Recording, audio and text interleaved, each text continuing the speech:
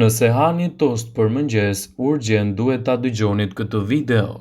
Tosti është një nga ushqimet më të konsumuara, kjo për arsye se përgatitja e tij është shumë e thjeshtë, kërkon vetëm pak minuta dhe është shumë i shijshëm.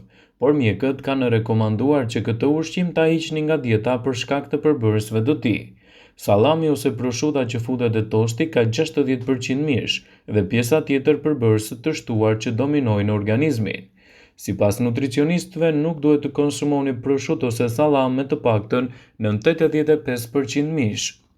Shumë prej draftrave që përdoren në tost kanë një cilësi të ulët, dhe djathi i tostit mund të përmbajnë vajra të rafinuar ose përbërës të shtuar që bëjnë atë ultra të përpunuar.